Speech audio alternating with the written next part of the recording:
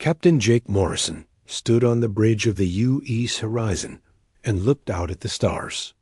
The ship had been traveling through space for 3 months now. They were far from Earth, further than any human had ever gone before. Jake felt proud of his crew and their mission to explore new worlds. The Horizon was not a warship. It was built for science and exploration. The ship carried 200 people who wanted to learn about the galaxy. They had doctors, scientists, engineers, and explorers. All of them were excited to find new things among the stars. Lieutenant Lisa Parker sat at her station and watched the computer screens. She was the communications officer. Her job was to listen for signals from other ships or planets. For weeks, she had heard nothing but the quiet hum of space. "Captain," Lisa said, looking up from her screen, "I'm getting something strange on the sensors." Jake walked over to her station. "What kind of something?" "There are ships coming toward us. Big ones. I count 12 of them." Jake felt his heart beat faster. This was what they had hoped for and feared at the same time: contact with alien life. He had dreamed of this moment, but now that it was here, he felt worried. "How far away are they?" Jake asked. "About 10 minutes at their current speed," Lisa replied. Jake turned to face his crew. "All hands, this is the captain. We may be about to meet alien life for the first time. Stay calm and follow orders. This is what we came here to do." The next few minutes felt like hours. Jake watched as 12 huge ships appeared on their screens. The alien vessels were much larger than the Horizon. They looked dangerous, with dark metal hulls and strange designs that hurt to look at. "They're surrounding us," reported Lieutenant Danny Gray from the navigation station. "We can't run even if we wanted to." Jake nodded. Running was not an option. Anyway, if these aliens wanted to hurt them, they could do it easily. The Horizon had only basic shields and no weapons at all. "Are they trying to talk to us?" Jake asked Lisa. "Yes, Captain. I'm getting a signal now." "Put it on the main screen." The bridge filled with a harsh, crackling sound. Then a face appeared on the screen. It was not human. The creature had gray skin, 4 eyes, and a mouth full of sharp teeth. When it spoke, its voice was deep and mean. "I am Admiral Vextar of the Zephyrian Empire," the alien said. "You have entered our space without permission. Your ship will surrender now." Jake stepped forward. He tried to keep his voice steady and friendly. "I am Captain Jake Morrison of the Earthship Horizon. We come in peace. We are explorers, not soldiers." "We didn't know this was your space." Admiral Vextar laughed. It was not a nice sound. "Humans. We have heard rumors about your weak species. You think you can travel the galaxy like you own it." "We only want to learn and make friends," Jake said. "Perhaps we can talk about this." The alien's 4 eyes narrowed. "The Zephyrian Empire does not make friends with lesser species. You will surrender your ship and become our slaves, or you will die." Jake felt his crew watching him. He thought about the 200 people on his ship who trusted him to keep them safe. He thought about Earth and all the humans who would never know what happened here. "I'm sorry, but we cannot surrender," Jake said calmly. "We are free people. We came here to explore, not to be anyone's slaves." Admiral Vextar's face twisted with anger. "Then you have chosen death. The Zephyrian Empire has ruled this galaxy for 1,000 years. We have destroyed countless worlds and enslaved millions of beings. Your little ship means nothing to us." "Wait," Jake said, raising his hands. "Surely we can find another way to solve this. We have knowledge and technology to share. We could help each other." But the alien had already cut the communication. The screen went black. "Captain," Danny said, his voice shaking. "They're charging their weapons." Jake closed his eyes for a moment. He had failed. He had led these good people into a trap, and now they were all going to die. He opened his eyes and looked at his crew one last time. "Lisa, get to the escape pods. Send a message to Earth. Tell them what happened here." "I'm not leaving you, Captain," Lisa said. "That's an order," Jake replied firmly. "Someone has to warn Earth about these aliens." Lisa looked like she wanted to argue, but she could see the determination in Jake's eyes. She grabbed her datapad and ran toward the escape pods. The first alien weapon hit the horizon like a hammer. The ship shook, and lights flickered all over the bridge. Jake held onto his chair as another blast struck them. "Shields are down," Danny reported. "Hull damage on decks 5 through 7. Jake activated the ship's communication system. "All hands abandon ship. Get to the escape pods now." But there was no time. The alien ships fired again and again. The horizon was built for peace, not war. Its thin hull could not protect against military weapons. Jake watched as his beautiful ship began to break apart. Through the bridge windows, he could see pieces of metal floating away into space. The life support systems were failing. The artificial gravity was cutting in and out. "It's been an honor serving with you all," Jake said to his remaining crew. Lieutenant Danny Gray smiled sadly. "At least we made it to the stars, Captain." The final blast from the alien ships tore the horizon in half. The bridge section spun, away into the darkness of space. In just a few minutes, 200 good people were dead. Their only crime had been curiosity about the universe. Admiral Vexstar watched the destruction from his command ship. To him, the humans were just another minor problem that had been solved. He made a note in his log about eliminating primitive species 4,847 and ordered his fleet to continue their patrol. The alien admiral had no way of knowing that one small escape pod had jumped into hyperspace just before the horizon was destroyed. Inside that pod, Lisa Parker clutched her datapad and cried for her dead friends.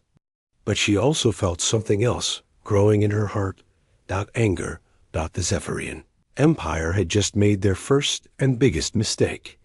They had killed innocent humans who came in peace. Now Lisa had to get back to Earth and tell everyone what had happened. The aliens thought they had ended the problem by destroying one small ship, but they had actually started something much bigger. They had given humanity a reason to fight back. War was coming to the galaxy. 6 months later, Lisa Parker's escape pod finally reached Earth. She had traveled alone through space, living on emergency supplies and hoping her message would reach home. When Earth's defense ships found her pod drifting near Mars, she was barely alive. The doctors at the orbital medical station worked hard to save her. Lisa had been in space too long with too little food and water. But she was alive, and more importantly, she carried data that would change everything. Admiral Kate Sullivan got the call at 3 in the morning. She was the commander of Earth's orbital defense fleet. Kate had spent her whole life preparing for the day humans might meet hostile aliens. That day had finally come. "Admiral, you need to see this right away," said Captain Ben Rodriguez over the communication link.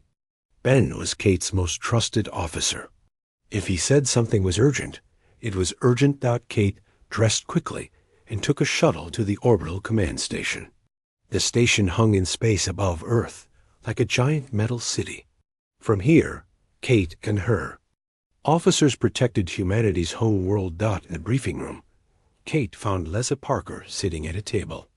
The young woman looked tired and scared, but her eyes burned with determination. Next to her sat Dr. Amy Foster, Earth's top scientist for alien technology. "Tell me what happened," Kate said, sitting down across from Lisa. Lisa took a deep breath and began her story. She told Kate about the Horizon's peaceful mission. She described the alien ships that surrounded them. She played recordings of Admiral Vexstar's cruel words and the destruction of the Horizon. Kate listened without saying a word. Inside, She felt her anger growing. These aliens had murdered 200 innocent people who only wanted to explore and learn.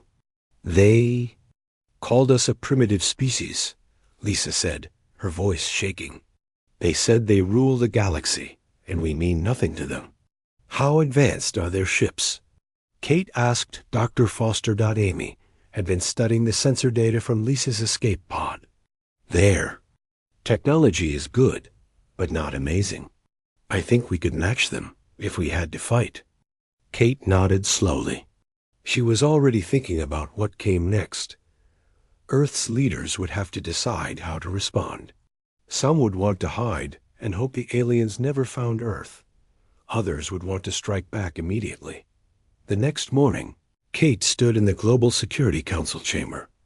Leaders from every nation on Earth had gathered to hear Lisa's report. President Collins sat at the head of the table, his face grave. "So we are not alone in the universe," President Collins said after Lisa finished speaking. "And our neighbors are not friendly." Defense Secretary Ryan Murphy leaned forward. "We have to hit them back and hit them hard. If we show weakness now, they'll think humans are easy targets." "Wait," said Dr. Foster. "We don't know how big their empire is. They might have thousands of ships. Starting a war could doom our entire species." Kate stood up. "With respect, Dr. Foster, they already started the war. They destroyed our ship and killed our people. The question is not whether to respond. The question is how." The room fell silent. Everyone looked at President Collins. The fate of humanity rested on his decision. "What do you recommend, Admiral?" The President asked. Kate had been thinking about this all night. "We send one ship to their territory, not to start a war, but to deliver a message. We tell them what we want: the bodies of our people returned for proper burial, an apology for their unprovoked attack, and the promise of peaceful relations." "And if they refuse?" Ryan asked. Kate's eyes were hard as steel. "Then they'll learn that humans are not as primitive as they think." President Collins looked around the room. Every face showed the same determination. The Zephyrian Empire had made a terrible mistake when they killed innocent humans. "Do we have a ship capable of this mission?" President Collins asked. Kate smiled. For the first time since hearing Lisa's story, "Yes, sir. The UES Retribution just finished its final tests. It's the most advanced ship humanity has ever built." Dr. Foster spoke up.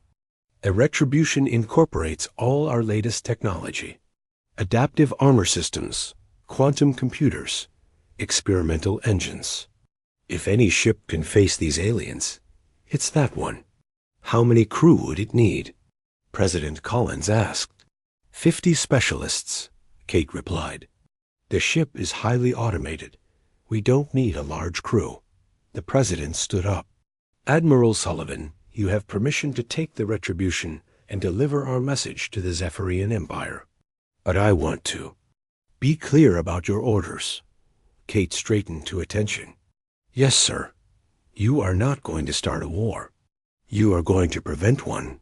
Show them that humanity cannot be bullied, but also show them that we prefer peace to violence." "Understood, sir." 3 weeks later, Kate stood on the bridge of the UES Retribution. The ship was beautiful and deadly at the same time. Its hull was made of adaptive metal that could change shape and strength as needed. Its engines could push the ship faster than anything humans had built before. The crew was the best Earth had to offer. Captain Ben Rodriguez handled navigation and tactics. Lieutenant Danny Gray managed communications. Chief Engineer Carlos Martinez kept the ship running perfectly. Weapons Specialist Maria Johnson controlled the ship's defensive systems. "All systems ready, Admiral," Ben reported. Kate looked out at the stars through the bridge windows. Somewhere out there, the aliens who killed the Horizon crew thought they had scared humanity into hiding. They were about to learn how wrong they were. Dr. Foster, Are you sure about the ship's capabilities? Kate asked. Amy nodded from her science station. The Retribution represents 50 years of human innovation. We built it not just to explore, but to survive anything we might find out there. Kate thought about Captain Jake Morrison and his crew. They had died trying to make peaceful contact with the galaxy. Their sacrifice would not be forgotten, but it would also not go unanswered. Engage the hyperspace drive, Kate ordered. Ship hummed with power as its engines activated. Space itself seemed to bend around the Retribution as it prepared to jump across the galaxy. Jump in 10 seconds, Ben announced. Kate felt the excitement and fear of her crew. They were about to face an alien empire that had ruled the galaxy for 1,000 years. But they were not going as conquerors. They were going as representatives of humanity, carrying a message of strength and dignity. 5 seconds, Ben said. Kate thought about Earth, hanging blue and beautiful in space behind them. Whatever happened next, they would protect their home, world, and honor their fallen friends. Jump. The stars shifted and changed as the Retribution leaped across space. In just a few hours, they would reach Zephyrian territory. The aliens would get their first real look at human technology and human determination. Admiral Vextar had dismissed humanity as a primitive species. He thought destroying one small ship would end the problem. Instead, he had awakened something that had been sleeping in the human heart for thousands of years: the will to fight back. Retribution raced through space toward its destiny. On board, 50 humans prepared to show the galaxy what their species was really capable of. The Zephyrian Empire was about to get a very big surprise. The U.S. Retribution dropped out of hyperspace at the edge of Zephyrian territory. Admiral Kate Sullivan stood on the bridge and watched the alien space unfold before them. This was where the horizon had been destroyed 6 months ago. Sensors are picking up debris, reported Captain Ben Rodriguez. Looks like pieces of our ship. Kate felt her jaw tighten. Seeing the remains of the horizon made the tragedy real again. 200 good people had died here simply for wanting to explore. The stars. Any sign of alien ships? Kate asked. Lieutenant Danny Gray checked his screens. Not yet, but I'm detecting long-range sensor sweeps. They know we're here. Kate nodded. That was expected. The Zephyrians would have monitoring stations throughout their territory. A human ship appearing in their space would set off alarms across their empire. Maria, what's the status of our defensive systems? Kate asked. Weapons Specialist Maria Johnson smiled from her station. All systems green, Admiral. The adaptive shields are online, electronic warfare suite is ready, and the gravity manipulation systems are running perfectly. Chief Engineer Carlos Martinez called from the engine room. Admiral, the engines are running smoother than I've ever seen. This ship is ready for anything. Kate felt proud of her crew and their amazing ship. The Retribution represented the best of human technology and innovation, but she hoped they wouldn't need to use its more advanced capabilities. Admiral, Danny said, I'm getting massive hyperspace signatures. Lots of ships coming our way. How many? Kate asked. 47 ships, various sizes. They'll be here in 3 minutes. Kate took a deep breath. This was it. The moment that would decide humanity's future in the galaxy. All hands, this is the Admiral. We're about to meet the aliens who destroyed the horizon. Remember, we're here for diplomacy first. But if they want to fight, we'll give them one they'll never forget. The alien fleet appeared like angry wasps, swarming toward their ship. Kate watched as 47 Zephyrian vessels took attack positions around the Retribution. The human ship looked tiny compared to the alien armada. They're trying to surround us, Ben reported.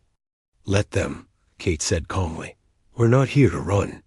On the main screen, a familiar face appeared. Admiral Vextar looked exactly the same as he had in Lisa Parker's recordings. 4 cruel eyes, gray skin, and sharp teeth that showed when he smiled. "So," Vextar said, "the primitive humans have sent another ship to die. Did you not learn from our last meeting?" Kate stepped forward. Her voice was steady and professional. "I am Admiral Kate Sullivan of the Earth Defense Fleet. I'm here to deliver a message from the people of Earth." Vextar laughed. "A message? From slaves to their masters?" "We are not slaves," Kate replied firmly. "We are free people. We demand the return of our crew members' bodies for proper burial. We also demand an apology for your unprovoked attack on a peaceful exploration vessel." The alien admiral's laughter grew louder. "You demand? You bring one small ship against my entire fleet and make demands?" Kate's expression did not change. "I also offer the chance for peaceful relations between our peoples. We could share knowledge and technology. We could explore the galaxy together instead of fighting." "Pathetic," Vextar spat. "The Zephyrian Empire does not negotiate with inferior species. We have ruled this galaxy for 1,000 years. We have destroyed countless worlds and enslaved millions of beings." "That stops now," Kate said quietly. Vextar's 4 eyes narrowed. "Does it? You think one ship can challenge my empire? I have 47 warships here.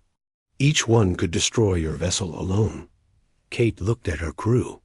Ben was ready at the navigation controls. Danny had his fingers over the communication systems. Maria was monitoring their weapons. Carlos was making final adjustments to the engines. "Admiral Vextar," Kate said, "I'm going to give you one last chance to do this peacefully. Return our people's bodies and apologize for your attack. Then we can talk about the future like civilized beings." The alien admiral's face twisted with rage. "Civilized? You dare lecture the Zephyrian Empire about civilization? We were conquering worlds when your species was still living in caves." "Maybe that's your problem," Kate replied. "You've forgotten how to do anything except conquer and destroy." Vextar's voice became a snarl. "I killed your people once, human. I watched their ship break apart in the void. Now I'll do the same to you." Kate sighed. She had hoped for a peaceful solution, but she had expected this outcome. Break communication. The screen went dark. Around them, the alien ships began moving into final attack positions. "Well," Ben said, "that went about as well as expected." Kate smiled grimly. "Carlos, how are our systems?" "Running perfectly, Admiral. The ship is eager to show what it can do. Maria, prepare defensive systems. Remember, we're not here to start a war. We're here to end one before it begins." Maria's hands moved over her controls. "Adaptive shields are active. Electronic warfare systems are ready. Gravity manipulation is online." Kate looked out at the alien fleet surrounding them. 47 ships against one. Under normal circumstances, it would be suicide. But the Retribution was not. A normal ship, and her crew was not ordinary. "Danny, record everything. Earth needs to see what happens here." "Already recording, Admiral." Kate took her position in the captain's chair. Around her, the bridge hummed with quiet efficiency. Her crew was ready. Their ship was ready. Now it was time to show the galaxy what humans could do when pushed to. "Far." "Admiral," Ben said, "the lead ships are charging their weapons." Kate nodded. She thought about Captain Jake Morrison and his crew, who had died trying to make peaceful contact. She thought about all the other species the Zephyrians had enslaved or destroyed over the centuries. "All hands," Kate announced over the ships. "Communication system. This is for the horizon."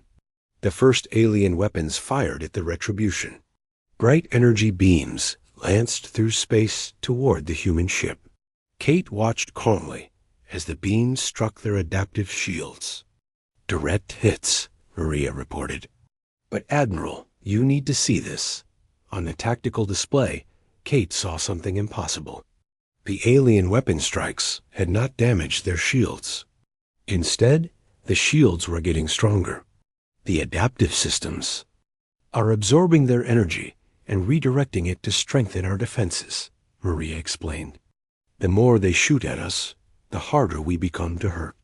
Kate smiled. Dr. Foster and the other scientists had outdone themselves. What's our shield strength now? 120% and climbing, Maria replied. Around them more.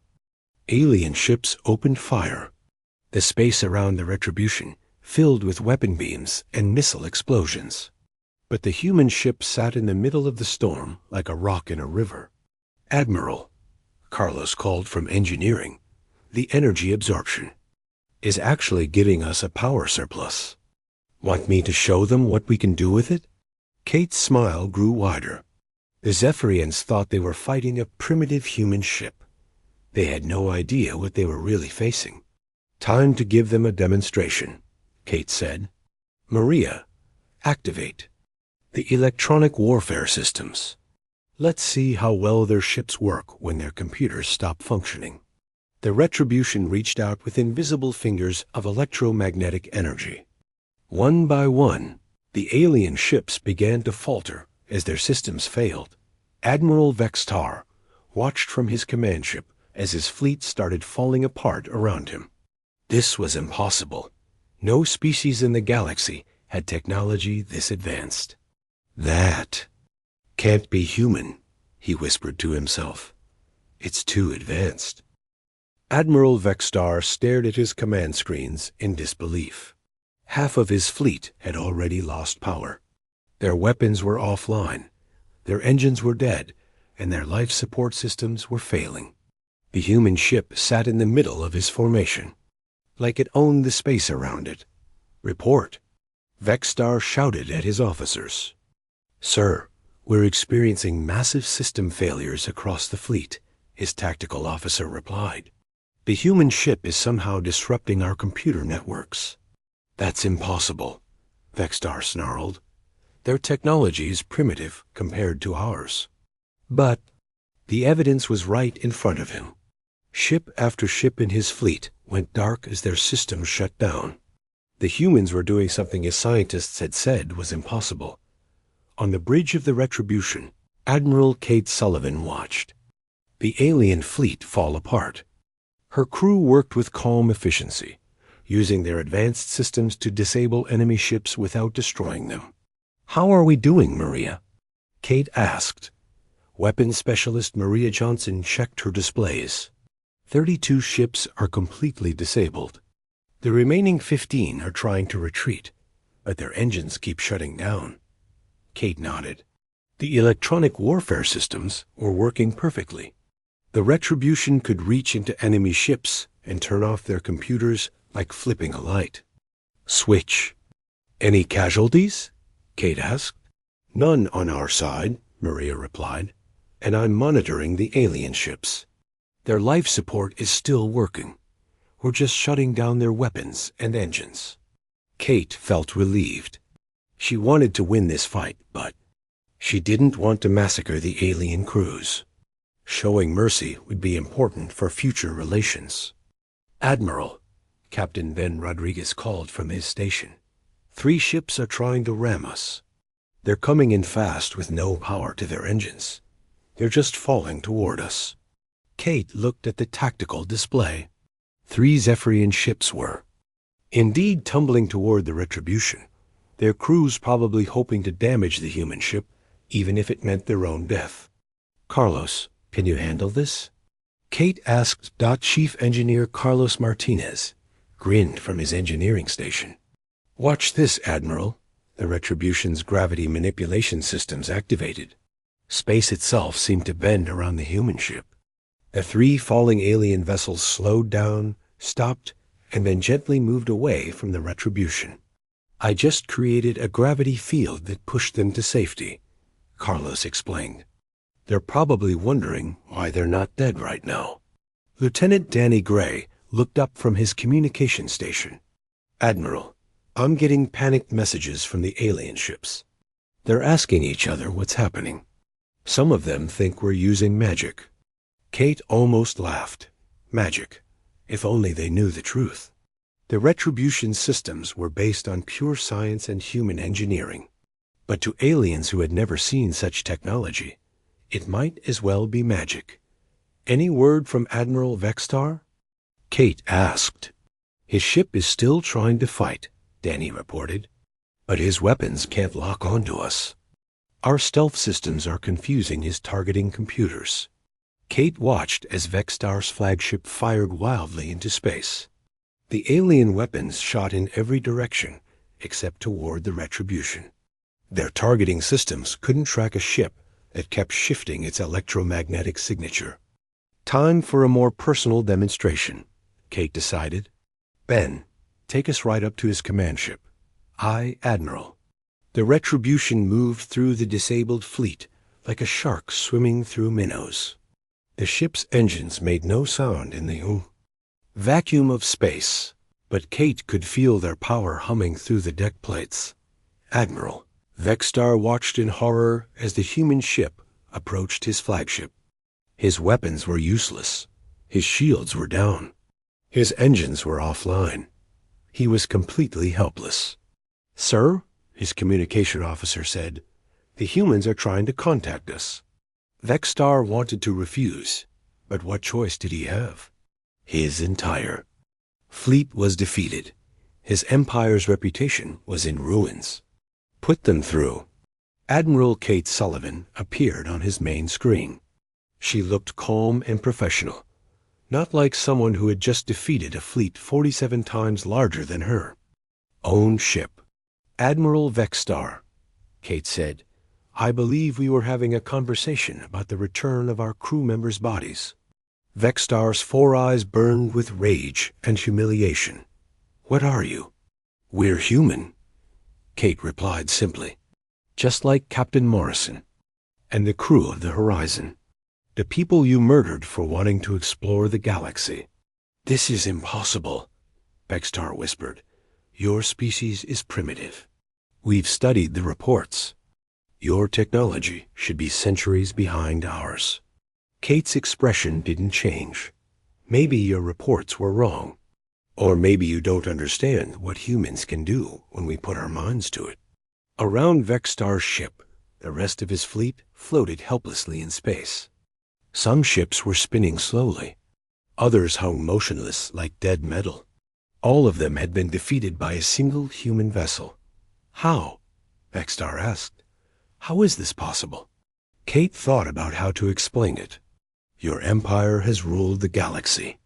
For 1,000 years, you've had peace and stability. You've never had to innovate or improve because no one could challenge you. She paused, looking directly at the alien admiral. Humans are different. We've spent our entire history fighting each other. We've had thousands of wars. Every generation has had to build better weapons and stronger defenses just to survive. Vextar began to understand. You weaponized your entire civilization. We didn't weaponize it, Kate corrected. We refined it. Every human innovation, from medicine to space travel, came from our need to solve problems and overcome challenges. We never had the luxury of staying the same. On the Retribution's bridge, the crew listened to their admiral's words with pride. They represented not just Earth, but the entire human spirit of innovation and determination. Maria, Kate said quietly, show him what else we can do. Maria activated the ship's hyperspace systems. But instead of jumping away, the Retribution made tiny micro-jumps around the alien fleet. 1 second the human ship was in front of Vextar's flagship. The next second it was behind him. Then it was above him. Instantaneous hyperspace jumps, Kate explained. We can appear anywhere in this battle space faster than your sensors can track us.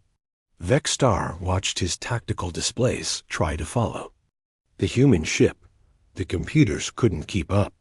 The Retribution was moving through space like it was teleporting. Your weapons couldn't hit us even if they were working, Kate continued. We can predict where you're going to fire before you fire.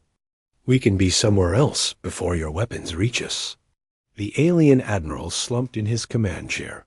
His empire's technology, which had seemed so advanced, was suddenly revealed as primitive compared to human innovation. "What do you want?" Vexstar asked weakly. "The same thing I wanted when this conversation started," Kate replied. "The bodies of our crew members. An apology for your unprovoked attack. And a promise that this kind of thing will never happen again." Vexstar looked around his bridge at his defeated officers. His entire fleet was helpless. His empire's reputation was destroyed. Word of this defeat would spread across the galaxy. Within days. "And if I refuse?" he asked. Kate's expression became cold as space itself. "Then I'll take the bodies anyway.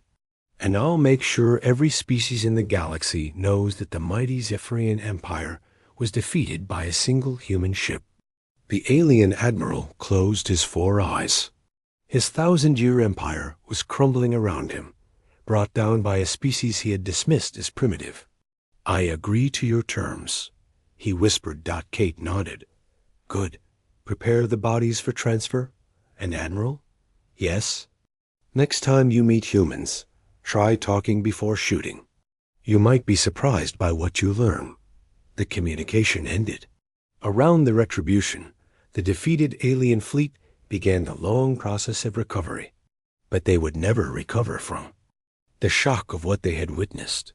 Humanity had announced its arrival in the galaxy, and the galaxy would never be the same. News of the Zephyrian fleet's defeat spread across the galaxy faster than the speed of light. On 1,000 worlds, beings who had lived under alien rule for centuries looked up at the stars and dared to hope for freedom.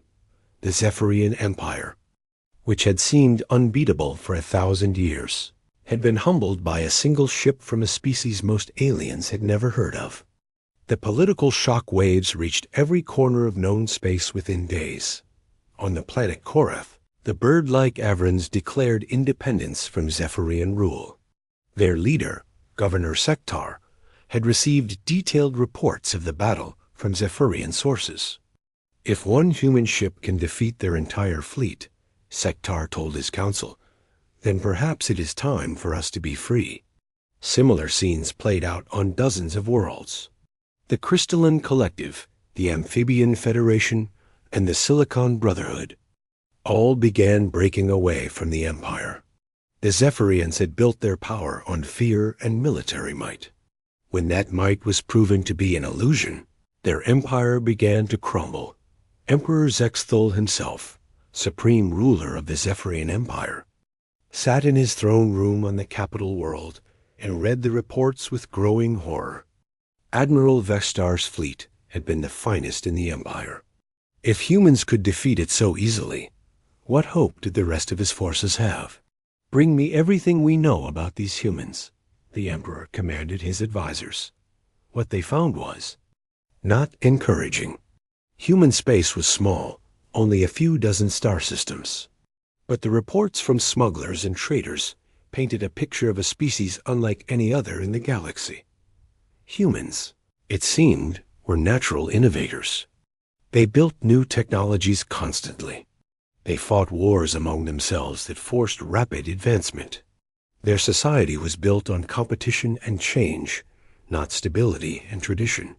"Your Majesty," his chief scientist reported, "our analysis suggests that human technology may be centuries ahead of ours in some areas. They appear to have developed abilities we thought were impossible." Emperor Zexthul made a decision that would have been unthinkable a week earlier. "Prepare my personal ship. I will go to Earth myself and negotiate with these humans."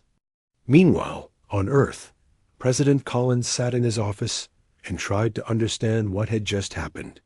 Admiral Sullivan's mission had been a complete success. The Zephyrian Empire was offering to return the Horizon crew's bodies and formally apologize for the attack, but the consequences were much bigger than anyone had expected. Dozens of alien species were asking Earth for help in their fights for independence. Trade ships were arriving at human colonies asking to establish commerce agreements. Earth had become the center of galactic attention almost overnight. "Sir," Defense Secretary Ryan Murphy said, "we're getting reports of Zephyrian ships retreating from frontier worlds. It looks like their empire is falling apart." Dr. Amy Foster looked worried. "This could be dangerous for us. If the Zephyrian Empire collapses completely, it might create chaos across the galaxy." President Collins nodded. "We need to be careful. We didn't set out to destroy their empire. We just wanted justice for our people." 3 weeks later, a massive Zephyrian ship appeared at the edge of Earth's solar system. It was bigger than anything humans had ever seen. Like a floating city made of metal and crystal. Admiral Kate Sullivan took the Retribution out to meet the alien vessel. She had expected this moment. Word of her victory had reached the highest levels of the Zephyrian government. "Admiral," Lieutenant Danny Gray reported, "they're requesting permission to approach Earth. The ship is carrying Emperor Zexthul himself." Kate felt surprised. The supreme ruler of a 1,000-year empire was coming to Earth personally. That showed how seriously the aliens were taking this situation. Grant permission, Kate decided, but maintain full defensive readiness. The Emperor's ship was escorted to Earth's orbital stations. When Emperor Zexthul disembarked, he was surrounded by human officials and diplomats. The alien ruler looked much like Admiral Vexstar, but older and more tired. President Collins met the Emperor in Geneva, in the same hall where human nations had signed peace treaties for centuries. The symbolism was not lost on anyone present. "Your Majesty," President Collins said formally, "welcome to Earth." Emperor Zexthul looked around the chamber with interest.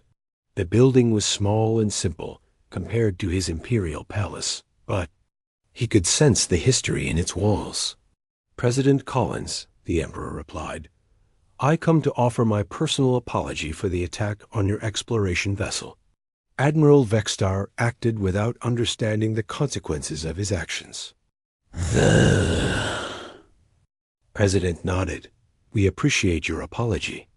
Our people will be returned to Earth for proper burial?" "Yes, along with full compensation for their families," the Emperor confirmed. Dr. Amy Foster, who was present as the Chief Science Advisor, leaned forward. "Your Majesty, may I ask why you've come here personally?" This could have been handled by ambassadors. The Emperor's 4 eyes looked tired. "Because my empire is collapsing, Dr. Foster. Half of our member worlds have declared independence.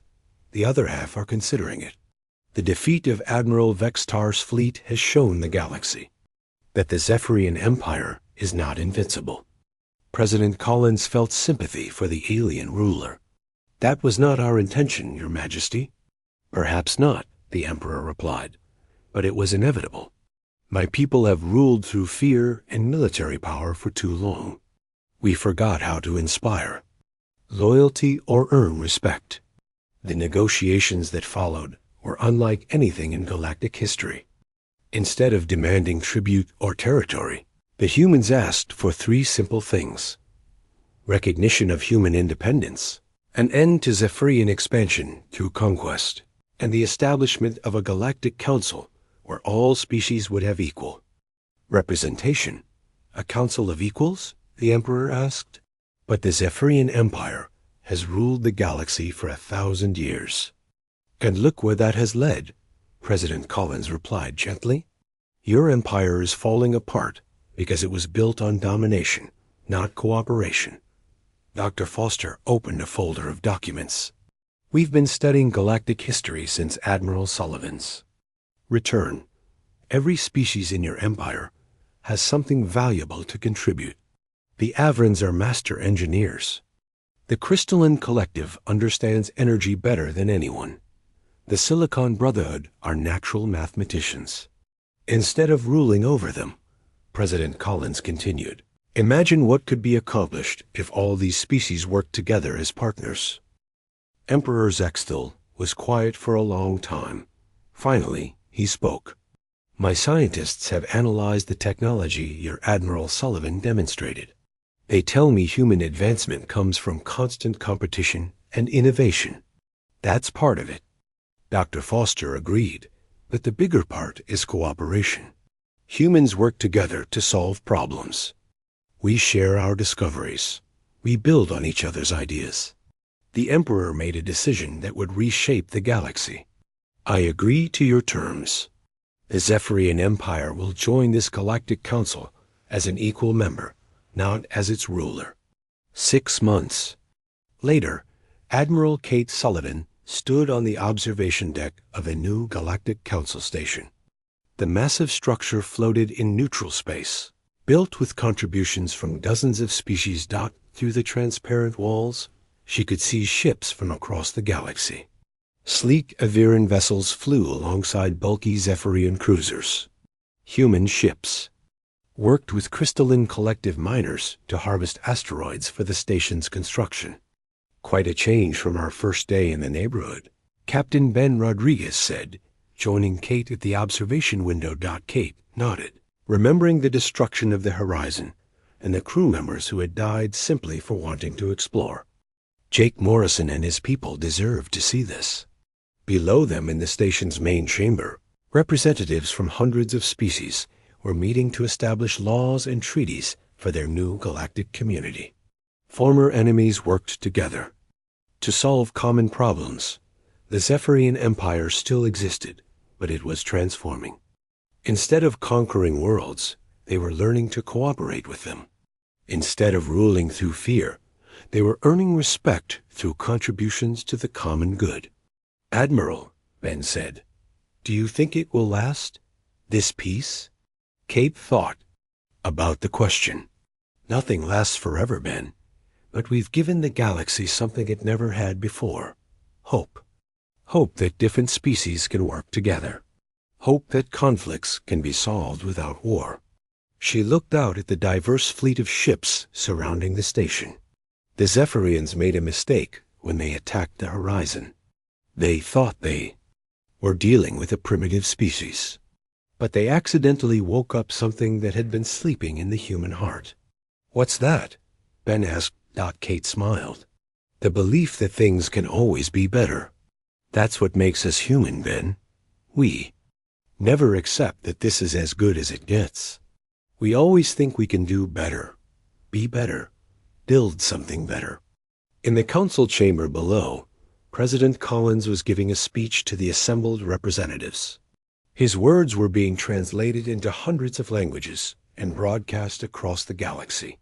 We gather here not as conquerors and conquered, the president said, but as neighbors sharing the same galaxy. We each bring unique gifts and perspectives. Together, we can build something none of us could achieve alone. Admiral Kate Sullivan listened to the president's words and thought about the future.